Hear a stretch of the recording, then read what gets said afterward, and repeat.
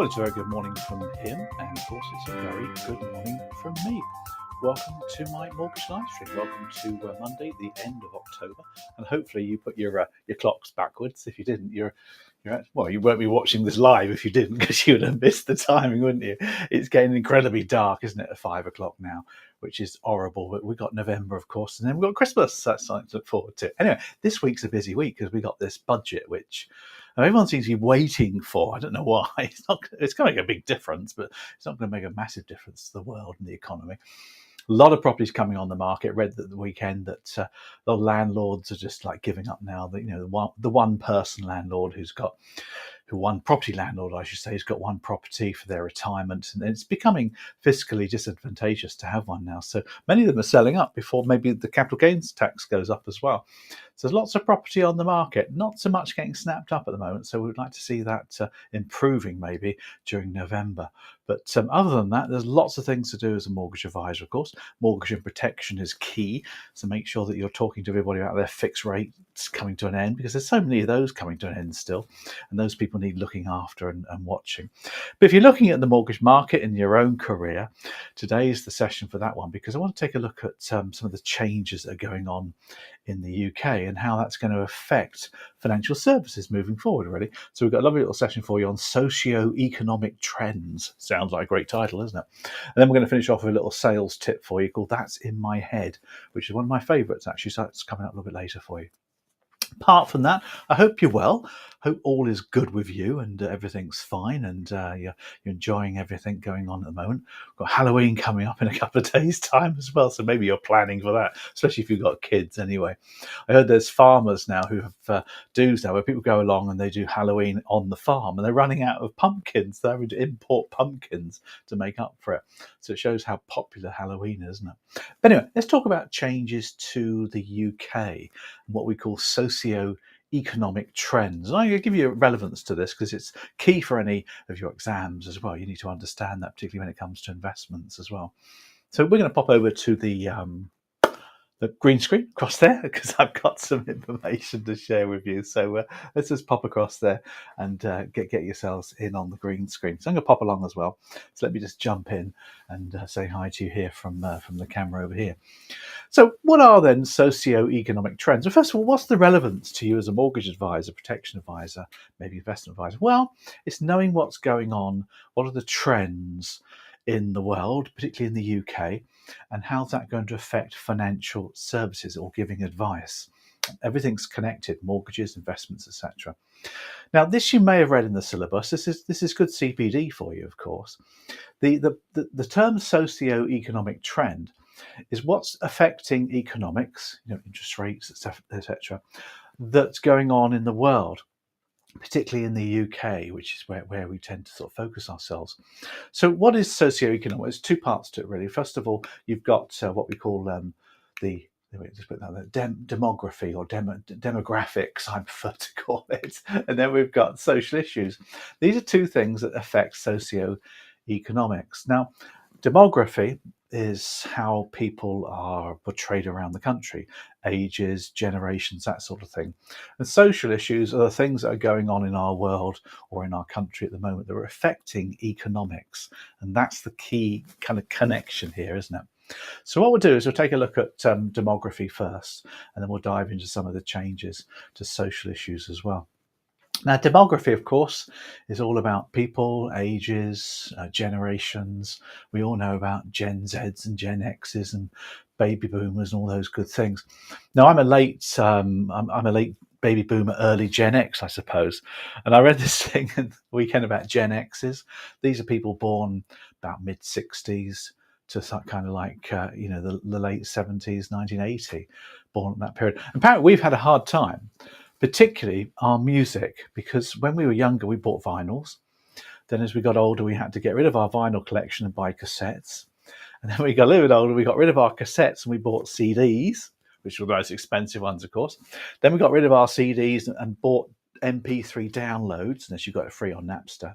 And now, of course, we got rid of that, and we're now paying Napster or Spotify $15 a month for our music. So we've spent a fortune in music. The younger generation haven't got that problem. They've gone straight to streaming. Anyway, that's just a bit of by and by, isn't it? But the point is, though, lots of changes in sort of demography affects economics and mortgages and financial advice.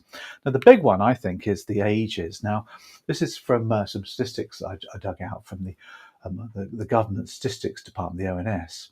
And you've got here, you just see that 18.6%. Let's just zoom in that so you can see that a bit better. Let's give you a bit of a, there we go. Let's give you a nice way of zooming in. Let's go down there. 18.6%. Can you see that? Is the pie chart. And that's people over the age of 65. Almost 20% of the UK population is over 65 now. And of course, these people are going on forever now, aren't they? Because medical improvements, etc., keeping us all alive. And the worrying thing is 80% of people are under 65. These are the people, of course, who are mostly earning, mostly paying taxes and national insurance and things, and funding the state pension, of course. These are the people generating wealth. These are people that have got wealth that they're generating an income from to live on and maybe to pass on to their next of kin. They've got a lot of wealth in housing and occupational pension schemes, which causes a bit of a rift between the generations. Of course, the Chancellor is going to be taxing these people on their wealth more than these people on their income. That's pretty much what Starmer's trying to say about working people and that kind of stuff. But anyway, let's just focus on the elderly generation, because we've got this known there as that picture there, the geriatric millionaires. Why boomers keep getting wealthier. That's from The Guardian. There's a lovely photograph there of a boomer. And just zoom in there so you can see the headline. Geriatric millionaires, why boomers keep getting wealthier. The older generation now accounts for half the combined net worth of the US. In the UK, they hold 78% of UK private housing wealth. That's a lot of wealth, of course. So because that's affecting lots of things, but it affects mortgages, it affects housing, because these people are staying in their housing now. And as a result of that, we're looking at later life advice for these people. But what are the sectors then, if you're looking to maybe invest in these people, if you're looking at investment, what are the sectors that are going to do particularly well with an elderly generation, very rich and very wealthy? That's a key question, that one. So what sectors will benefit from an ageing population? Let's just take a look at the FTSE 100, which is in the UK, of course, where the majority of the big companies are. That's where you can buy and sell shares in the FTSE 100. Now, as you can see there, all these sectors are doing well out of elderly population. You've got obviously the obvious ones like care homes and pharmacies. You've got telephone health, home adaptation, mobility, consumer goods, health supplements, funeral services, of course. But the interesting one there is insurance and financial services. That's our marketplace, particularly in the later life lending or later life advice market. These people are sitting on properties they don't want to move because they don't want to go to a different area where their friends aren't there. They want to stay in their house, but they can generate money now from the house, like a cash machine, in the form of equity release or whatever you want to look at doing. And that's a huge market area, massive area. Of course, it's not just the equity release on property. If you're going to be talking to customers about this kind of area, you've got to be looking at their pension pots and things. So make sure you've got IFAs that you can refer to, because it's a holistic view rather than just individual. But insurance, of course, is key. Financial services. These people still need their homes insured. So it comes to that as well. And financial services, of course, giving them advice on their investments, which is key. So that's FTSE 100.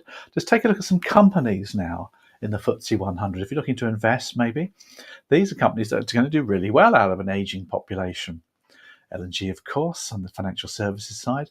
Smith & Nephew, you got AstraZeneca Pharmaceuticals.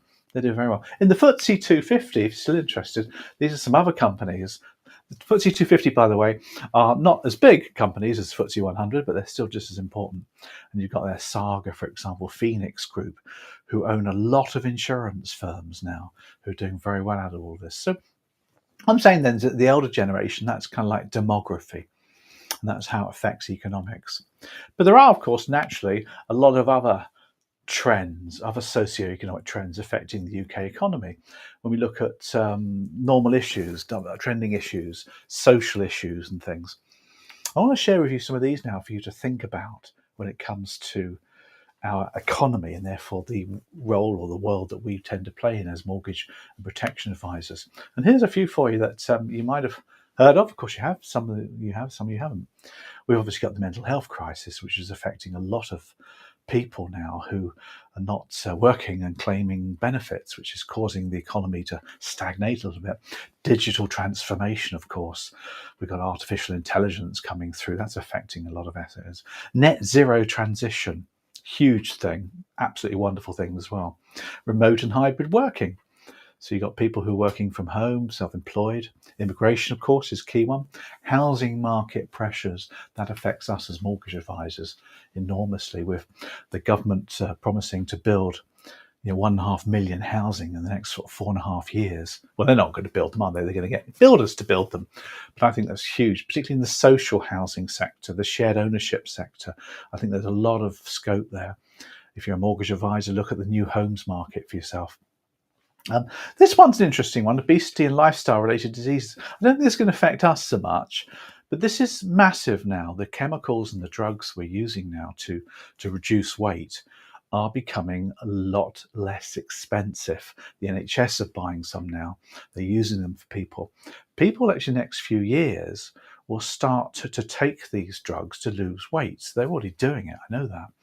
And in a few years' time, it'll always become like natural for people to do so. I was reading an article the weekend about how people perceive bodies and that sort of thing. And of course, back in the day when food was scarce, people perceived people who were of the larger size to be handsome and wealthy and respectful.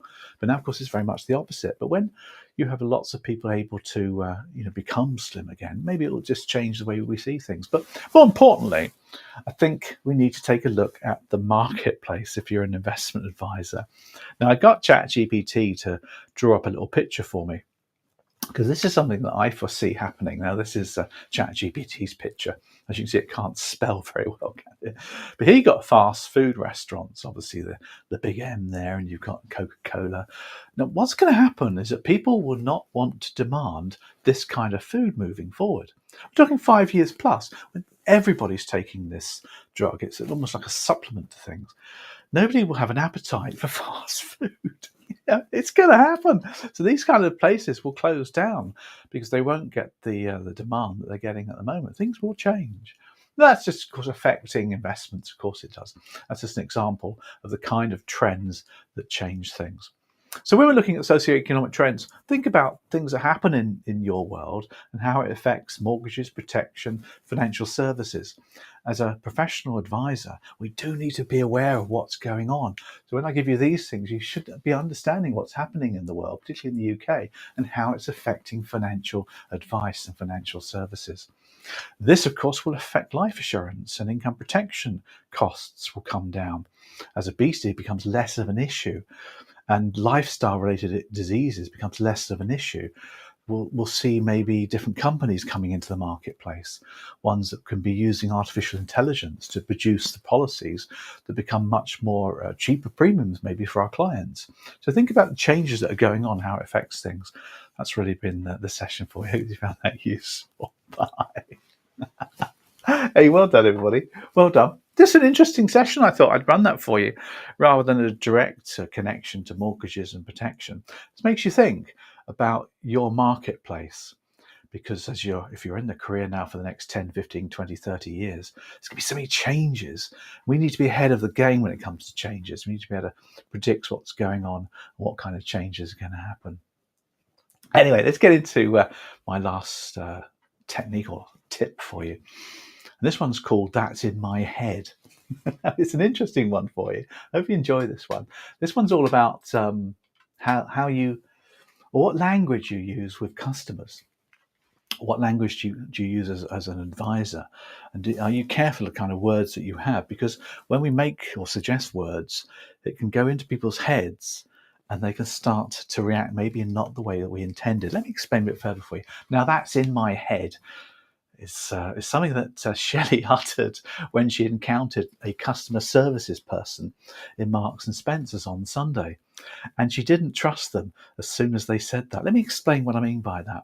Now, we returned a package at the store and queued at the returns counter. It was very busy. And as a result of that, a person approached Shelley and said, look, if the box she's got has all the barcodes and the original wrapping, she would take it from her and process the return later. Don't worry, she said, trust me. Now, immediately, Shelley started to worry and not trust her. So we returned to the long queue. And Shelley muttered to me afterwards, now that's in my head, she said. She's put that in my head. You see, that's the problem. People say things for you not to do. For example, don't worry. To be honest, with all due respect, to be fair, no worries. Now, these are what we call embedded suggestions, and they root themselves and become self-defeating because you're simply suggesting that they put them into their heads. Now, I'm not thinking you're dishonest or not fair, and you don't respect me. Now, the answer, of course, is simple. Just stop doing it. Next time, I'll let you know what useful words you can embed, but I'm still waiting in this colossal queue at Marks and Spencer's to return this package. I hope you enjoyed that one. Hope you enjoyed that. It's a true story too. Just makes you think, doesn't it, about the language we use. The one I know is don't worry. People say, oh, no worries. As soon as people say that to me, I start getting worried, which is the whole thing behind it, isn't it? Anyway, enough of that. Let's move on. Let's wrap up. So let's wrap up and hope you enjoy a good week coming up for you.